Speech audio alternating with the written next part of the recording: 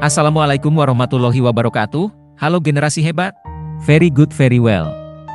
Siswa madrasah pasti well. Selamat datang di channel Husni Cahya Gumilar. Kali ini saya akan membahas materi sejarah kebudayaan Islam kelas 9 tentang nilai-nilai Islam dalam kearifan lokal berbagai suku di Indonesia.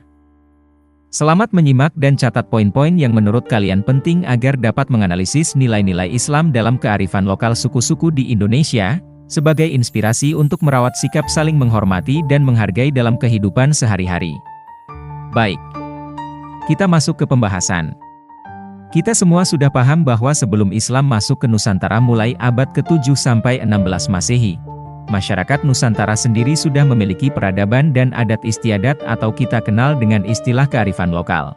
Nusantara, kelak menjadi Negara Kesatuan Republik Indonesia, merupakan kepulauan yang sangat luas, dihuni oleh berbagai macam suku bangsa dengan bahasa dan kearifan lokal yang beragam. Kemudian, ajaran Islam masuk ke Nusantara melalui jalur perdagangan, perkawinan, pendidikan, seni budaya, tasawuf dan politik. Jadi, perlu kita garis bawahi bahwa Islam masuk ke Nusantara ini dengan cara damai.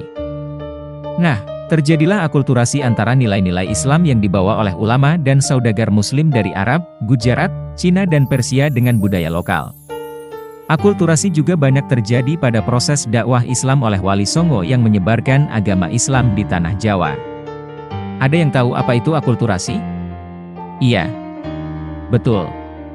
Akulturasi merupakan proses bercampurnya budaya tanpa menghilangkan jati diri masing-masing.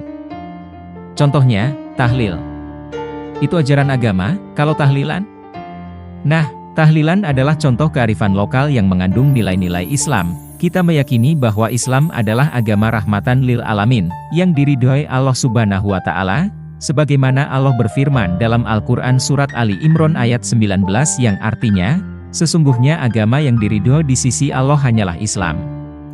Maka dengan menerapkan ajaran Islam, manusia dapat mencapai kedamaian, kemuliaan, keselamatan, kesejahteraan, aman, sentosa, bahagia, serta meraih kedudukan yang tinggi di dunia dan akhirat kelak.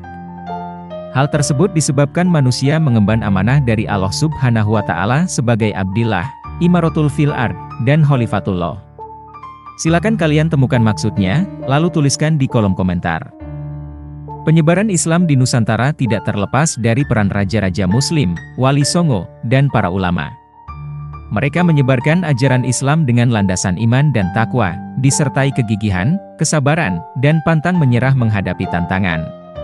Selain itu, mereka juga sangat menghargai budaya lokal sehingga agama Islam dapat dengan mudah diterima oleh masyarakat Nusantara.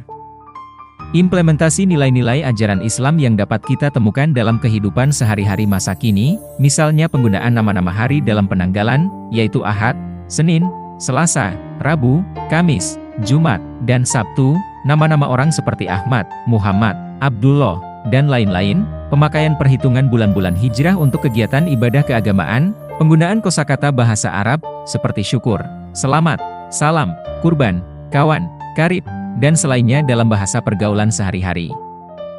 Bahkan, idiom-idiom Arab itu pun sampai memberikan kontribusi pada lembaga formal kenegaraan, seperti Dewan Perwakilan Rakyat, Majelis Permusyawaratan Rakyat, Mahkamah Konstitusi, dan lain-lain. Begitu pula penyerapan kosakata bahasa Arab ke bahasa baku atau formal, seperti rakyat, masyarakat, wilayah, dan lain-lain. Wali Songo juga sering menggunakan bahasa lokal untuk menggantikan istilah-istilah bahasa Arab, seperti penyebutan istilah Gusti Kang Murbening Dumadi, untuk menggantikan sebutan Allahu Rabbul Alamin. Kanjeng Nabi untuk menyebut Nabi Muhammad SAW. Susuhunan untuk menggantikan sebutan Hadratus Syekh. Kiai untuk menyebut Al-Alim dan Guru untuk menyebut Al-Ustadz. Paham sampai sini? Baik.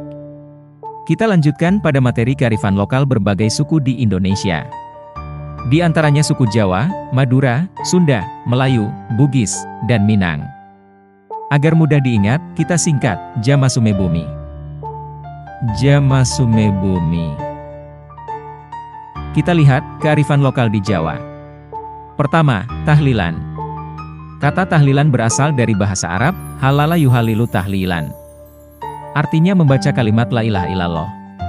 Tahlilan merupakan kearifan lokal masyarakat Jawa, termasuk di Sunda.